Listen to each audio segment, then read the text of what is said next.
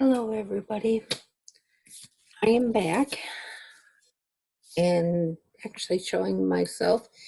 I just got a haircut and my nails, so I'm not so embarrassed to be seen on the video. But um, today it's Wednesday again, and we are reading from the Bible, Battlefield of the Mind Bible by Joyce Meyer. It's the Amplified Bible. This week we are on Genesis chapter 29.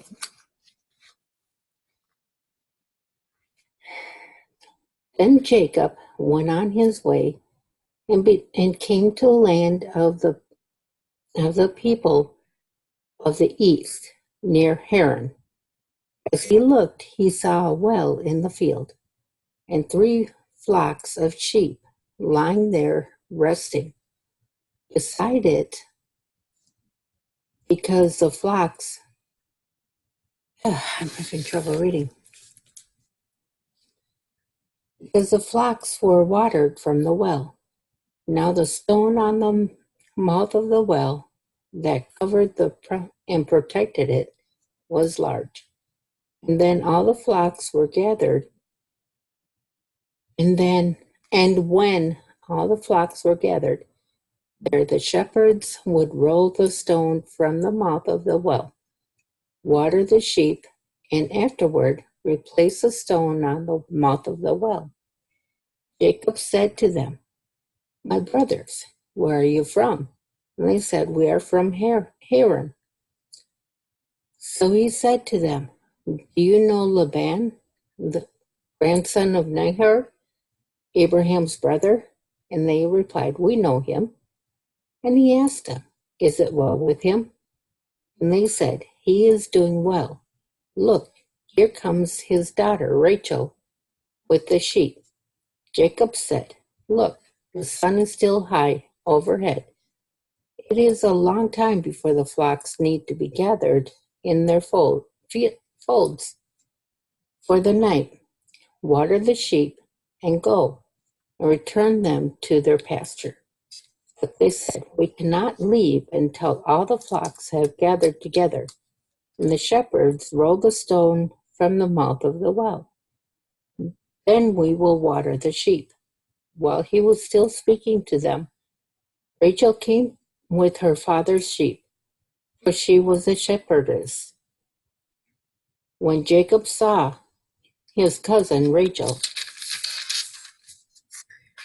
the daughter of Laban, his mother's brother, and Laban's sheep, he came up and rolled the stone away from the mouth of the well, and watered the flock of Laban, his uncle. And Jacob kissed Rachel in greeting, and he raised his voice and wept. Jacob told Rachel he was her father's relative, Rebekah's son, and she ran and told her father. When Laban heard of the arrival of Jacob, his sister's son, he ran to meet him and embraced and kissed him and brought him to his house. And he told Laban all these things. And Laban said to him, You are my bone and my flesh." And Jacob stayed with him a month. And Laban said to Jacob, "Just because you are my relative, should you work for me for nothing? Tell me, what should your wages be?" Now Laban had 2 daughters. The name of the older was Leah, and the name of the younger was Rachel. Leah's eyes were weak, but Rachel was beautiful in form and appearance. Jacob loved Rachel, so he said, "I will serve you as a hired workman for 7 years in return for the privilege to marry Rachel, your younger daughter." Laban said, "It is better that I give her in marriage to you than to give her to another man. Stay and work with me." So Jacob served Laban for 7 years for the right to marry Rachel. But they seemed like only a few days to him because of his love for her. Finally, Jacob said to Laban, Give me my wife, for my time of service is completed, so that I may take her to me as my wife. So Laban gathered together all the men of the place and prepared a wedding feast with wine. But in the evening he took Leah his daughter and brought her to Jacob, and Jacob went in to consummate the marriage with her. Laban also gave Zilpah his maid to his daughter Leah as a maid. But the morning when Jacob awoke, it was Leah who was with him. And he said to Laban, "What is this that you have done to me? Did I not work for you for 7 years for Rachel? Why did you deceive me and betray me like this?" Laban only said, "It is not the tradition here to give the younger daughter in marriage before the older. Finish the week of the wedding feast for Leah, and we will give you Rachel. Also in return, you shall work for me for 7 more years." So Jacob complied and fulfilled Leah's week of celebration. Then Laban gave him his daughter Rachel as his second wife. Laban also gave Bilhah his maid to his daughter Rachel as a maid.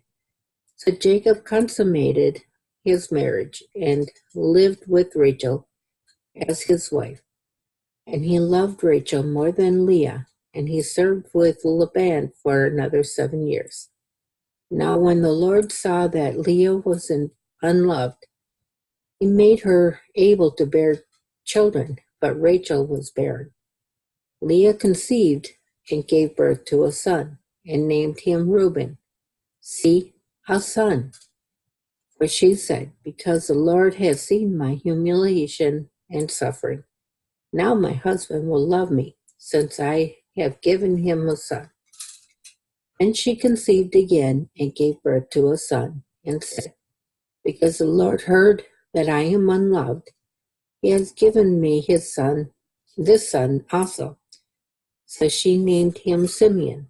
God hears. She conceived again and gave birth to a son and said, "Now this time my husband will become attached to me as a companion, for I have given him 3 sons." Therefore he was named Levi. Again she conceived and gave birth to a 4th son. And she said, "Now I will praise the Lord." So she named him Judah. Then, for a time, she stopped bearing children.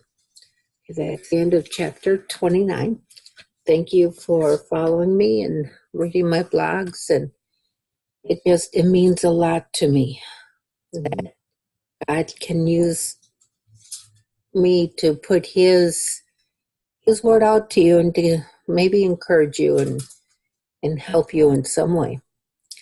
If you need prayer or anything, I'm always available. God bless and have a wonderful week.